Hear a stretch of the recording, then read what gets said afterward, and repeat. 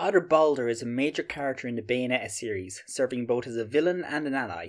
While he originally appeared in a non-Nintendo game, Nintendo's involvement in Bayonetta 2 and Bayonetta's appearance in Smash has made me very hopeful that there will be continued relations between Bayonetta and Nintendo. The fact that Bayonetta won the Smash ballot also makes me think it's quite likely they will continue to involve themselves with the IP, especially regarding Smash Bros. We might even see a Kid Icarus situation and get 3 Bayonetta characters in the next game, one of them being a clone. However, among the unique characters in Bayonetta, I think Baldur is the most deserving. Aside from his major role in the story, his moveset would be something we haven't seen in Smash yet. He primarily wields a glaive, which is similar to a spear. Unlike Corrin's Dragon Lance, however, he wields it in the middle of the weapon, allowing him to perform a lot of twirling strikes. Like Pit, he can also separate into 2 swords, though the similarity is only visual, since his swords would be much longer. Outside of his melee weapon, he also displays prominent light, fire, and psychic-based powers, giving him a lot to draw from for his standard moveset. Like Bayonetta, his attacks would have long combos taken directly from his games. However, whereas Bayonetta's combos are short, quick attacks designed to hit multiple times, Baldur's will be slower, but with longer range and more power, designed to knock foes away rather than trap them. All of his smash attacks are similar to pre-existing characters, which would make him easier to design. His forward smash is very similar to Bayonetta's, only using a large spearhead instead of a fist. His up smash would be very similar to Palutena's, and his down smash would be very similar to Mega Man's. Now onto his specials. His first neutral special is Feather Bullet. Baldur throws a feather from his hand, lightly damaging enemies. Like Bayonetta's Bullet Climax, this attack can be charged and held indefinitely, but can't be stored. As he charges, it becomes a ball of blue energy. Unlike Bayonetta, the fully charged attack is much stronger, designed to kill, though he cannot follow it up with weaker shots like she can, and the angle of it is straight in front of him rather than an upward diagonal angle. His second neutral special is Divine Flames. This is a charging projectile like his last attack, though it has a shorter range. Instead of increasing the power of the attack, charging increases the number of flames he fires when it's launched, effectively extending the amount of time the attack is out there. Each attack is weak, but traps the enemy to allow the follow-up projectiles to hit. His last neutral special is Cardinal Chains. Baldur will launch a wave of light a short distance directly in front of him. Enemies hit by this attack will be stunned. His first side special is Lumen Shield. Baldur will step forward and summon a glyph the same size as his body, which acts like a shield. Somewhat similar to Pit's Mirror Shield, except it can be used to deal moderate to heavy damage when used. If you hold the button, the shield will remain up, protecting Baldur from attacks. Though with enough damage it can be broken, he is still vulnerable to grabs, and it only protects him in one direction.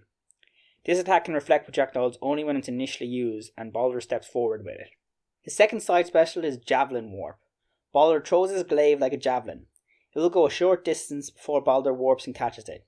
Press B again to launch another strike when he reappears, like Meta Knight's Dimensional Cloak. If the attack hits an enemy during his flight path, Baldur will warp sooner and automatically attack. This attack can be used as a recovery, though it can only be used once in the air. His last side special is Lava Burst. Baldur will place his hands on the ground and will cause the area in front of him to glow red. With the control stick you can then move this glowing patch left or right. After a few seconds, or when you release B, Baldur will summon a column of lava in that spot, which knocks enemies upwards. In effect, it's quite like a combination of Shadow Sneak and Din's Fire, though with more control at the cost of less range in the air. The lava plume is about twice the size of Baldur and can only be used when he's on the ground.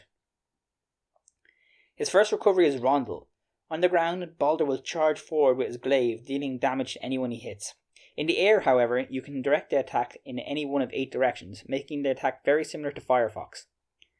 Like Bayonetta's Witch Twist, it does not put him in a recovery state and can be used twice if performing another action in between. His second up special is Heavenly Wings. This attack is very similar to Palutena's Jump Glide.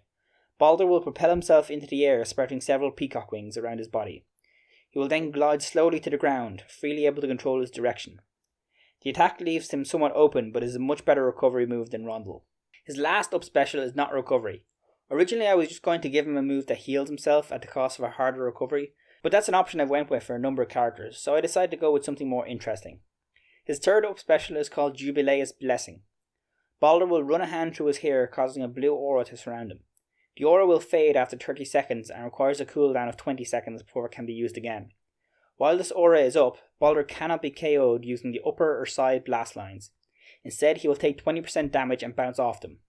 This can potentially make Baldur very hard to kill, though without proper recovery the lower blast line is even more dangerous to him.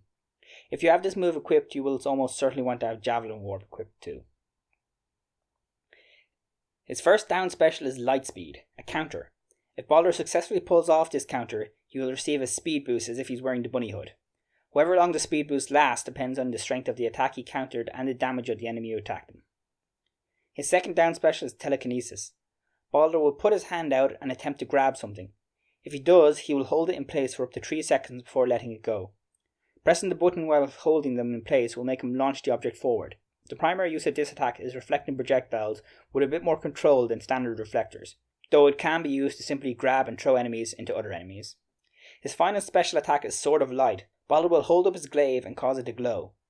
For a certain time, depending on the amount of damage Baldur has taken, his standard attacks using the glaive will have more range thanks to the beam of light extending from it. This extra range only does more stun damage, but is still very useful as it gives Baldur some of the longest reach in the game on his standard attacks. His smashes are not affected by it, however. It does not have a cooldown time, but the amount of time it takes Baldur to actually execute the attack leaves him quite open.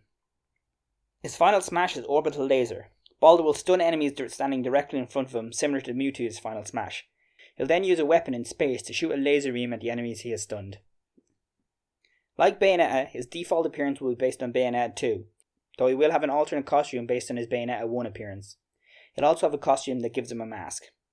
This is all provided we don't get a third game in the Bayonetta series between now and the next Smash game, in which case his appearance might be updated.